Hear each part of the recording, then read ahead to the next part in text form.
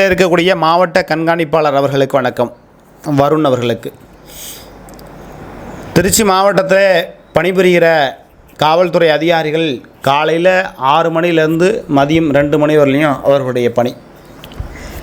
அதன் பிறகு அவர்களே 10 மணிலேருந்து மறுநாள் காலை 6 மணி வரை ஒரு நாளைக்கு 2 டியூட்டி, 2 ஒர்க்காடு. அப்போ அவர்கள் பெண்களாக இருக்கட்டும் ஆண்களாக இருக்கட்டும் காலையில் 6 மணிக்கு போகணும், மதியம் 2 மணிக்கு வந்துடணும். ஆண்களுக்கு கூட பிரச்சனை இல்லை, டக்குன்னு போய் தூங்கிடுவாங்க. ஆனால் பெண்களாக இருக்கக்கூடியவர்கள் காலையில் 6 மணிக்கு கிளம்பி டியூட்டிக்கு போய்ட்டு மறுபடியும் 2 மணிக்கு வந்துட்டு 2 மணிக்கு போய் வீட்டில் சமைச்சு எல்லாம் பண்ணி மறுபடியும் சரியாக தூங்க அம்மா பிள்ளைங்கள்லாம் பள்ளிக்கூடத்துக்கு போய் கூட்டிகிட்டு வரணும். மாலை நேரத்தில் போய் கூட்டிகிட்டு வரணும். காலையில் 6 மணிக்கு கொண்டு போய் பள்ளிக்கூடத்தில் விட்டுட்டு வர முடியாது. காலையில் 6 மணி டியூட்டி கொடுக்குறீங்க, 2 மணிக்கு வர வைக்கிறீங்க. அதுக்கப்புறம் இரவு 10 மணிலேருந்து மறுபடியும் காலையில் 6 மணி வரலையும் வேலை பார்க்கணும். காலையில் 6 மணிக்கு வேகமாக ஓடி போய் குளிச்சுட்டு டக்குன்னு போய் பிள்ளைங்களை அனுப்பி விட்டுட்டு அந்த மாதிரி சிரமத்திற்குண்டான நிலைகள் இருக்குது.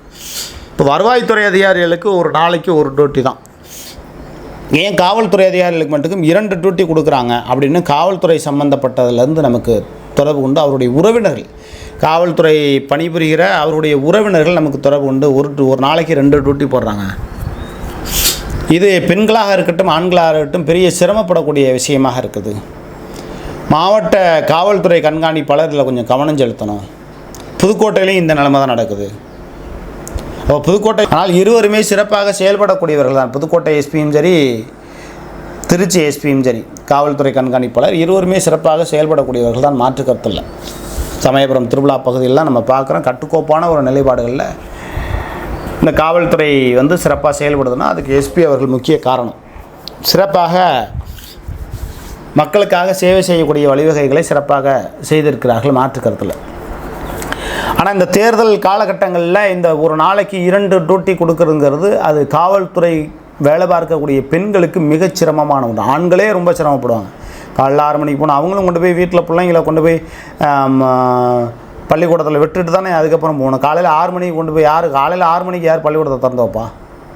அப்போ மிகப்பெரிய அளவுக்கு மன உளைச்சல் ஆகிறார்கள். அதாவது தமிழ்நாட்டு காவல்துறையை பொறுத்தவரையிலும் ஏற்கனவே மன உளைச்சலில் இருக்காங்க. பல ஆயிரம் பேர் மன உளைச்சலில்.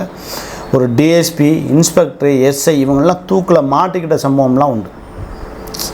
ஆக இதெல்லாம் மன உளைச்சல், குடும்பத்துலேயும் சரி பெரிய அளவுக்கு மன உளைச்சல். அப்படி என்ன இவங்க இரவு பகலாக உழைத்து இந்த நாட்டுக்கு என்ன, அவங்க குடும்பத்தில் நிம்மதி இல்லாமல் அந்த நாட்டுக்கு உழைச்சி என்ன பண்ணுறது?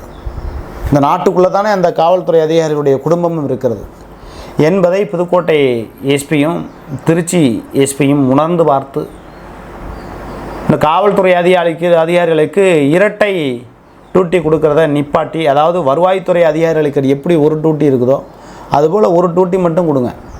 2 டியூட்டி கொடுக்கறதுனால மிகப்பெரிய அளவுக்கு மன உளைச்சலாகிறார்கள். அதை கொஞ்சம் தடுத்துட்டு ஒரு டியூட்டி கொடுக்கணும் அப்படிங்கிறது தான் காவல்துறை சம்மந்தப்பட்ட உறவினர்கள்ட்ட நமக்கு கிடைக்கக்கூடிய தகவல்.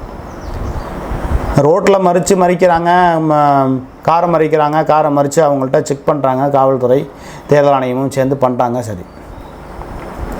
ஆனால் இது இப்போ பெரம்பலூர் நாடாளுமன்ற தொகுதியாக இருக்குன்னா பெரம்பலூர் நாடாளுமன்ற தொகுதியில் இருக்கக்கூடிய வேட்பாளர்களை போய் சோதனை பண்ணுவாங்க. வேட்பாளரை ஃபாலோ பண்ணி தேர்தல் ஆணையம் போகுமானா போகாது. மக்கள் கல்யாணம், காது குத்து, ஏதாவது ஜாமான் வாங்குறது 20,000 30,000 50,000த்துக்குள்ளே ஏதாவது பணம் எடுத்துகிட்டு போனால் அதை பிடுங்கி நீங்கள் கணக்கும்பிங்க. அதெல்லாம் கணக்கில் வச்சுக்கிட்டு அவங்களாம் போகிறதில்ல.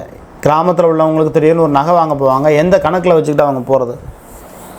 பத்திரிக்கை அடிச்சிருக்க மாட்டாங்க. பத்திரிக்கை அடிக்காமல் நகை வாங்க போவாங்க. ஆக இப்படி மக்களுக்கு சிரமப்படுத்தக்கூடிய வகையில் தேர்தல் ஆணையமும் காவல்துறையும் இல்லாமல் மக்களுக்கு சேவை செய்யக்கூடிய வழிவகைகளில் இருக்கணும் அப்படிங்கிற கருத்துக்களையும் நம்ம சொல்கிறோம். 40,000 50,000 ஒரு நகை வாங்க போகிறாங்க, சரியாக ஆதாரம் இல்லாமல் அந்த பணத்தை பிடிங்கி எடுத்து வச்சுட்டாங்க அப்படின்னா இப்போ பாதிக்கப்படுறது அப்பாவி மக்கள். காரை மறித்து நீங்கள் தேர்தல் ஆணையமும் காவல்துறையும் பண்ணுறாங்கன்னா ஒரு 5 லட்சத்துக்கு மேலே, ஒரு 3 லட்சத்துக்கு மேலே, லட்சக்கணக்கில் பணம் இருக்க அந்த மாதிரின்னா கூட பிரச்சனை இல்லை. 4 லட்சம் 5 லட்சம் ஒருத்தர் ஒரு 50,000 கொண்டு போய் எந்த வீதியில் எந்த கட்சிக்காரங்கள்ட்ட கொடுக்க போகிறார்? கோடிக்கணக்கில் பணம் அங்கங்கே பல ஒன்றிய செயலாளர்கள், அனைத்து திராவிட முன்னேற்ற கழகத்தில் இருக்கக்கூடிய ஒன்றிய செயலாளர்கள் வீட்டில் அவங்களுடைய தோட்டங்களில் பதுக்கி வச்சுருக்காங்க. அதை ஆய்வு பண்ணி திராவிட முன்னேற்ற கழகத்தில் இருக்கக்கூடிய அந்த நிலைப்பாடுகளை தேர்தல் ஆணையமோ தமிழ்நாடு காவல்துறையை கண்டுபிடிக்கிறதுக்கு முயற்சி செஞ்சுச்சுன்னா உண்மையாக நம்ம பாராட்டலாம். ஆனால் அந்த காவல்துறைக்கு 2 டியூட்டி கொடுக்கறதுனால இதனால் வேண்டியெல்லாம் வந்து வாக்காளர்களுக்கு பணம் கொடுக்கறதெல்லாம் தடுக்கப்படும், பணம் கொடுக்கறத வந்து தடுக்கிறதுக்கு உண்டான வழிவகைகளை செய்யும் அப்படின்னா அதற்கான சாத்தியம் இல்லை அப்படிங்கிறது தான் அந்த செய்தியின் வாயிலாக தெரிவித்துக்கணும். பாவம் அந்த காவல்துறை அதிகாரிகள் ரொம்ப கஷ்டப்படுறாங்க. அவங்களுடைய மனசு சஞ்சலப்படும்படி, அவங்களுடைய மனசு வந்து வேதனைப்படும்படி, அவங்க மனசு ஆதங்கப்படும்படி, குடும்பத்துக்கு போக முடியாமல், நேரத்துக்கு பிள்ளைங்களுக்கு கொண்டு போய் பள்ளிக்கூடத்தில் விட முடியாமல் 2 டியூட்டி கொடுக்கறத நிறுத்திட்டு வருவாய்த்துறை அதிகாரிகளுக்கு எப்படி 1 டியூட்டி கொடுத்துருக்கீங்களோ அதுபோல் கொடுக்க வேண்டும் என்பது தான் காவல்துறை அதிகாரியுடைய அவருடைய உறவினுடைய கருத்துக்களை நம்மள்கிட்ட சொல்கிறாங்க. இதை மாவட்ட காவல்துறை கண்காணிப்பாளர் வருண் ஐயா அவர்கள் கவனத்தில் கொண்டு உரிய நடவடிக்கை எடுப்பாரா என்பதை பொறுத்திருந்து பார்ப்போம். அதேபோல் புதுக்கோட்டை எஸ்பி அவர்களும் நடவடிக்கை எடுப்பாரா என்பதை நம்ம பொறுத்திருந்து பார்ப்போம். நன்றி, வணக்கம்.